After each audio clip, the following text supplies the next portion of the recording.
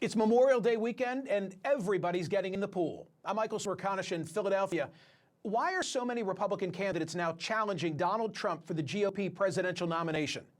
Think about it. He's a former president, essentially a GOP incumbent, who's consistently polling around 50% of the GOP vote in the polls. And we learned in 2016 that given the hardcore support that Trump enjoys from some, he's the beneficiary of a large field. Remember, in that cycle, there were so many running that debates, they had a kids' table. This time, Trump announced first, and then Nikki Haley, and then Vivek Ramaswamy, Larry Elder, Asa Hutchinson, Tim Scott, and now Ron DeSantis, who, by the way, is only 44 years old. By Biden-Trump standards, he's got 3 more decades to run for president. So why run now? Why get into the steel cage with a wrestler who always carries a foreign object? Mike Pence said he'll soon make a decision. Chris Christie sure sounds like a candidate. Sununu might get in.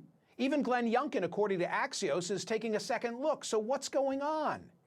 Maybe that they don't think they'll have to beat Trump. That work will be done by a combination of Alvin Bragg, Fani Willis, Jack Smith, and Merrick Garland. This week, Trump appeared remotely in a Manhattan courtroom in connection with the Stormy Daniels case. Judge Juan Merchan told the parties not to make any plans around the scheduled start of trial, March 25, 2024. Trump reportedly reacted by shaking his head. There's still jockeying going on regarding the caucus and primary schedule for next year, but take a look at 2016. That was the last time that we had a competitive Republican process. Look at that as a guide. In that cycle, Iowa held its caucus on February 1st. New Hampshire voted on February 9. Then came South Carolina and Nevada. Super Tuesday was March 1. There were 6 more election days in March. And then in April came Wisconsin, New York, Connecticut, Delaware, Maryland, Pennsylvania, Rhode Island, Indiana. And in May, Nebraska, West Virginia, Oregon, and Washington State. In the thick of that schedule, Donald Trump will spend a week or two sitting in a Manhattan courtroom facing criminal prosecution. And even without cameras in New York courtrooms, his comings and goings will all be noted. Sketch artists will have a field day. It's going to be OJ on steroids. And that's not all. Last month, Fulton County DA Fani Willis sent a letter to the county's sheriff, putting him on notice of charging decisions that she'll announce in connection with her investigation of Georgia's 2020 election. And she wrote these words: "I'm providing this letter to bring to your attention the need for heightened security and preparedness in the coming months." She noted her timetable was between July 11 and September 1. Now, granted, there are more individuals than just Donald Trump whose conduct is being investigated in Georgia. But would any of the others warrant notification of the sheriff of the possibility of unrest? I doubt it. Instead, I think she tipped her hand that she intends to indict him. And then there's special counsel Jack Smith, appointed by Merrick Garland. The Wall Street Journal was the first to report this week that Smith has all but finished his work.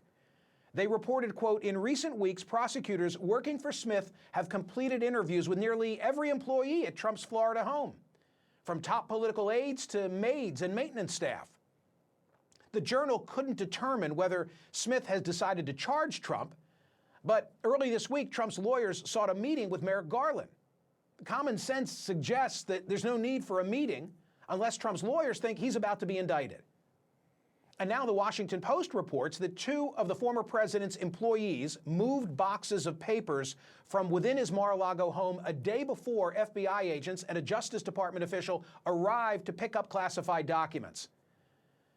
So there's a serious prospect of the former president soon facing criminal charges in 3 different jurisdictions and in the thick of the campaign. Some will suggest that this is all to Trump's benefit. According to his campaign, he benefited financially after Alvin Bragg charged him in the Stormy Daniels case, raising $15.4 million in 2 weeks, and his polls went up. I think because at its root, that's a case about sex. And in the 1990s, we learned that Americans don't see that as warranting a presidential downfall. But would additional prosecutions have the same impact? Would some finally have had enough of the reality show? I can think of several in the latter camp. Their names are Haley, Ramaswamy, Hutchinson, Elder, Scott, DeSantis. Maybe Pence, Christie, Sununu, and Youngkin too. And if they're right and Trump isn't the candidate, does that put more pressure on President Biden to step aside, where in the face of polling showing that even Democrats want to change in their ticket, his retort is to suggest that he alone can defeat Donald Trump? Bottom line, none of us have any idea what's about to unfold, but it's going to be riveting.